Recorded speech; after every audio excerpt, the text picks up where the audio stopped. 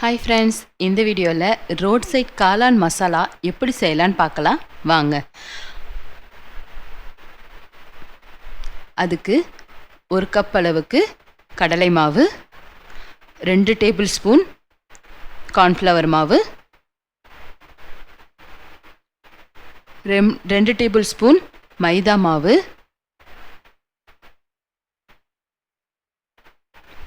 1 cup அளவுக்கு முட்டைக்கோஸ், அரை கப் அளவுக்கு காளான்,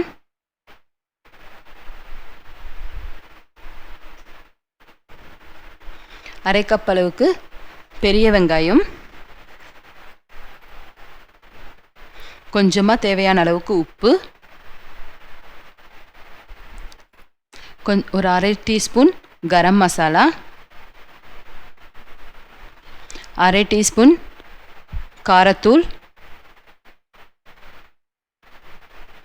1/2 டீஸ்பூன் மஞ்சள் தூள்.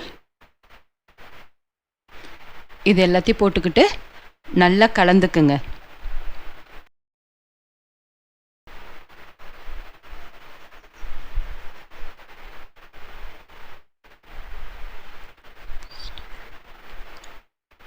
அதுக்கப்புறம் கொஞ்சம் கொஞ்சமாக தண்ணி தெளித்து நிறையா ஊற்றிடாதீங்க. கொஞ்சம் கொஞ்சமாக தெளித்து நல்லா அதை பிசைஞ்சு எடுத்துக்கோங்க. நல்லா ஒரு பகோடா போடுற பதத்துக்கு அந்த மாவை நல்லா பிசைஞ்சு எடுத்துக்கிட்டால் போதும்.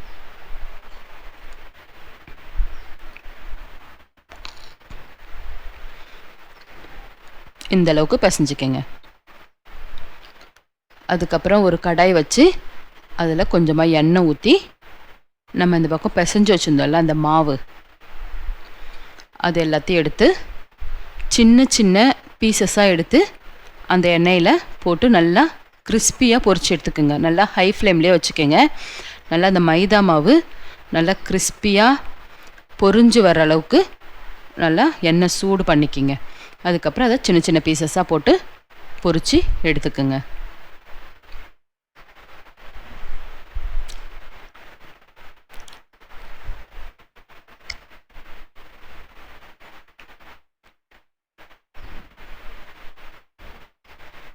பொரிஞ்சதுக்கப்புறமா அதை எடுத்து ஒரு பிளேட்டில் மாற்றி வச்சுக்கோங்க.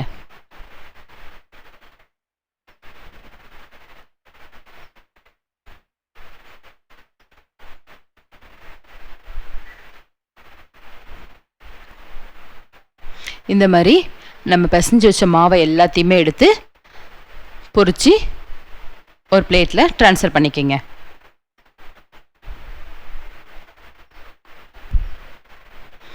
அதுக்கப்புறம் அந்த பொரிச்சு வச்சுருந்த அந்த பீசஸ் எல்லாத்தையும் சின்ன சின்னதாக பிச்சு நல்லா உதிரித்து எடுத்துக்கோங்க. அதுக்கப்புறம் ஒரு கடாய் வச்சு அதில் கொஞ்சமாக நம்ம பொரிச்சு வச்சுருந்த அந்த எண்ணெயவே கொஞ்சமாக எடுத்து ஊற்றிக்கோங்க.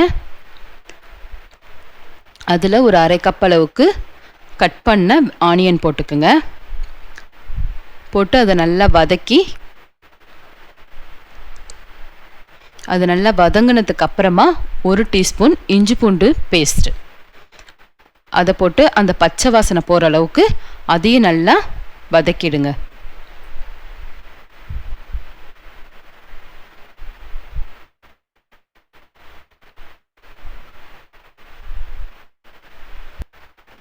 அதுக்கப்புறம் அதுக்கு தேவையான அளவுக்கு உப்பு,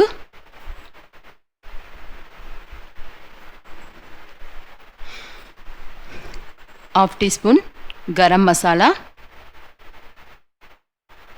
1/2 டீஸ்பூன் காரத்தூள், 1/2 டீஸ்பூன் மஞ்சத்தூள்.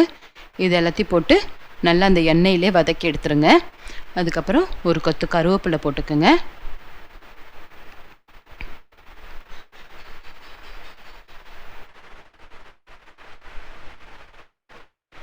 அப்புறம் டொமேட்டோ சாஸ் கொஞ்சமாக ஊற்றிக்கிங்க.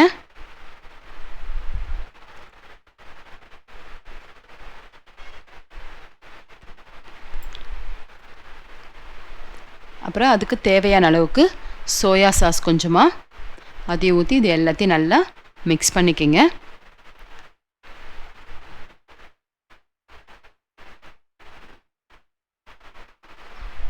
அப்புறம் நீங்கள் பொரிச்சு வச்சிருந்த பகோடாக்கு தகுந்த அளவுக்கு தண்ணி ஊற்றி இது எல்லாத்தையும் நல்லா மிக்ஸ் பண்ணிக்கங்க.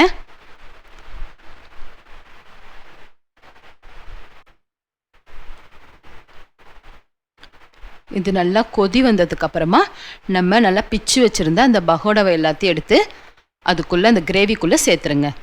சேர்த்துட்டு நல்லா கலந்து விட்டுடுங்க.